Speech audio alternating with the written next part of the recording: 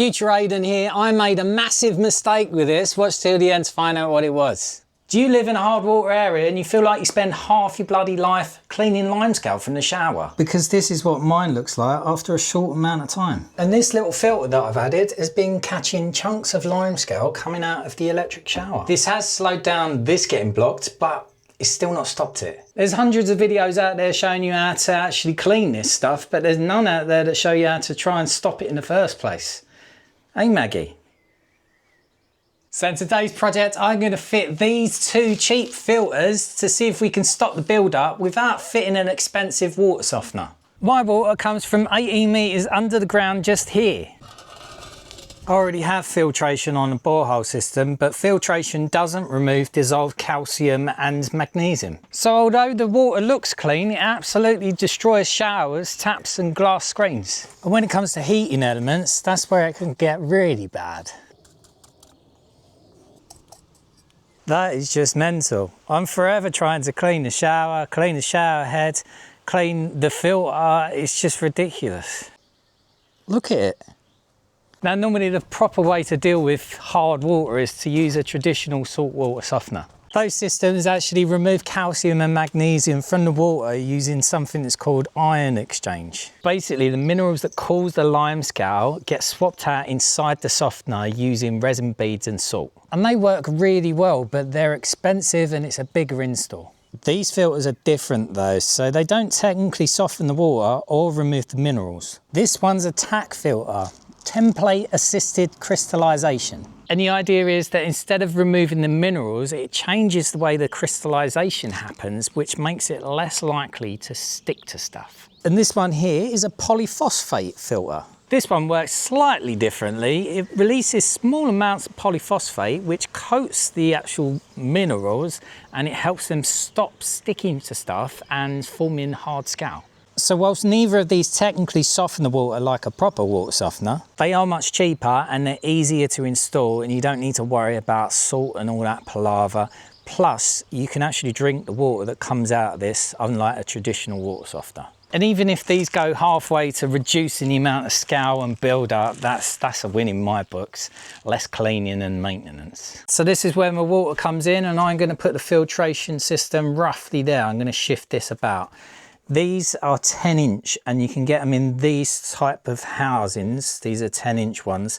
I bought this one especially from Amazon because I wanted it clear and doubled up.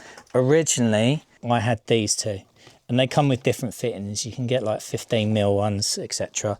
But this particular one, it comes where you have to use 3/4 inch threaded parts. You need to watch out you don't get the tapered ones because they're slightly different. With these ones you need to use PTFE and rubber O-rings. And then just to make it really bloody easy for myself, I've got these which are push fit, so I just need to cut that pipe, whack a few of these on, pipe it all up and done. There we go. I just want to show you quickly how easy plumbing can actually be.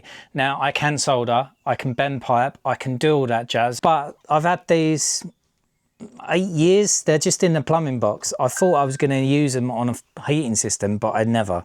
So you just need a little bit of silicone grease, just in case, on the little rubber O-ring in there. And then we're just going to literally just push one into the other. That's done. Which way is this going to go around? That is going to go there. That one is going to go on there. And the beauty with these is, look, you can still turn them around. Okay, so that one is going to push on there. Let's do that properly. There you go. This is going to go in there. And then we'll need a nut. That's the olive. Oh, need a little bit of space. There you go. And then I'll just do that up, screw that in. Easy. Just to be totally clear, the fittings that you get need to match the housing. So if the housing needs tapered ones, then you get tapered ones. If not, then you have to do what I'm doing here, where you have to do plenty of wraps of PTFE. You're supposed to do 25 wraps on 3/4 inch, but I only done about 15, 20. So this is exactly like doing radiator towels. Make sure you get your filters the right way around. This one's got a handy arrow on. And then this one hasn't, and it looks similar from the bottom to the top, but you see this bit in here, the deeper section faces up. That's going to go in that bit there. So the water comes in, goes around the outside, forces up through the bottom, forces all the way through, and then comes out the top and goes to the next one. Just need to nip it up with this, and then we're pretty much done. Before we turn everything back on, I want to do some descaling. Now, I did try some of this stuff, but it is a bit slower at working, and as a result of that, I left the original head just in this bowl with a load of stuff, and it kind of like just dried up and went to this. So that's quite manky. I'm going to go for the original because I prefer it. I'm going to clean this filter up as well, but what I'm going to use is this stuff. This works better than that. And I'm also going to try something else that I've not seen done before. To wipe that slate clean, I'm going to take this apart. Right, if you're going to tackle this, be very careful. I've isolated it on the isolator switch. I've also turned it off at the consumer unit. What I'm going to do is I'm going to disconnect the water. I'm going to undo the power. I'm going to take the whole unit off the wall. It would appear that the outlet has got a one-way valve on, because I can't blow in it. I've taken the end tube off, and the water comes through here and it goes through this, and in there's like a valve that's operated electronically. Now I know I've seen someone do it with a magnet. He was talking about commissioning it. I don't really have a strong enough magnet, and I'm not sure exactly where to put it, and I don't know where that video is. So I've undone these two screws here, and then I can take this out, potentially. I just need to disconnect all of the wiring just up here. Okay, so the plan, I can't unscrew the terminals here because the back ones are welded or soldered there. So I'm just going to disconnect these. These are only spade bits. These two wires, that's a switch. Take that off, take them spade bits off, and then I can pull this out. Ta-da! I don't know whether you'll see this, but can you see in there? That's all the scale I need to get out. Use the hose first, see what happens. Just need a sachet of this. See it fizzing, look. Right, we're ready to reassemble, Stephanie. That's what come out of that. There was probably more scale bits, but I used the hose again. I just jetted it through. So I just need to connect these terminals back up there. We've got this earth, which goes on here, and then I've got the switch to connect back down onto these. So yeah, that'll be easy, and then we put it all back together and see if it still works. Is there nothing that this man can't do? All you do is you just take a picture, put it back together, how you took it apart. Easy. Just to mention, if you do end up descaling your shower head and you deconstruct it like I have here, then make sure when you put it back together, use some silicone grease on your rubber seals.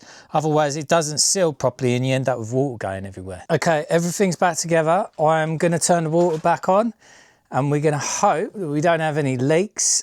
I don't really mind having leaks downstairs. I don't want leaks upstairs. I have done some plumbing upstairs as well, so I need to check that. Okay, I don't think, maybe I won't turn the tap on fully.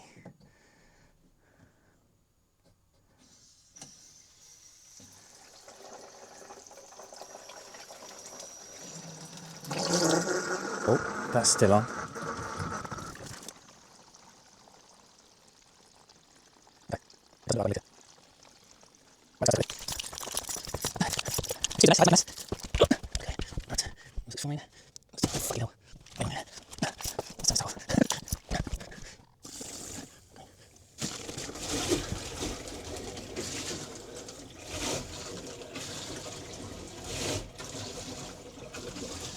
Oh, I don't like that noise. Okay, we got no leaks. I need to turn the shower on though, so we'll check that in a second. So about that mistake, I got these two filters mixed up. This one's actually the tack media. This one is polyphosphate.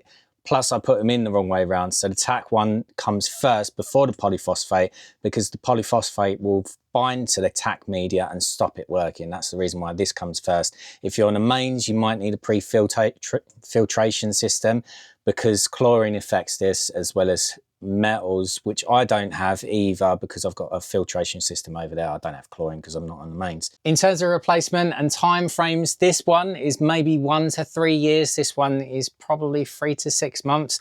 But with the difference being this one, you can see the little crystals in there. They reduce down. As soon as they run out, you need another one. This one, the media is going to stay the same inside, even though you can see it. It just stops working. So apparently you replace it when you start seeing limescale on your kettles or on your shower screen, etc. And if you're setting it up on a bigger house like this, you might want to get a 20-inch system rather than a 10-inch system for something like a small apartment. You can get replacement media, which works out cheaper than buying the capsules all in one. Back to Aiden in the studio to see whether he's broken his shower or not. Okay, let's have a look. Oh no, that shower. Okay, commissioning. When you do this, you've got air in the system. If you turn the shower on when it's supposed to be heated and there's no water in there, then you'll burn out your elements. So you turn it on cold. It's fully on cold, it's on low. I'll start it. So you need to leave it like that for a minute. And then you can warm it up. Yeah. Yeah! Yeah! I tell you what, I've missed that shower. I've missed it. Really missed it. I've just had a stupid bloody trickle. Right, let's turn this off. Okay, tomorrow I'm gonna clean the shower screen and then I will start testing from there on in. I'm gonna release this video this coming Thursday.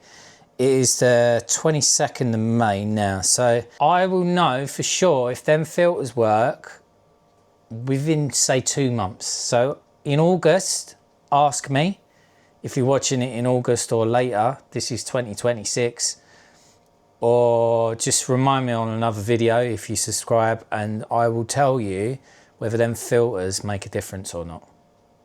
Thanks for watching. I'll see you later.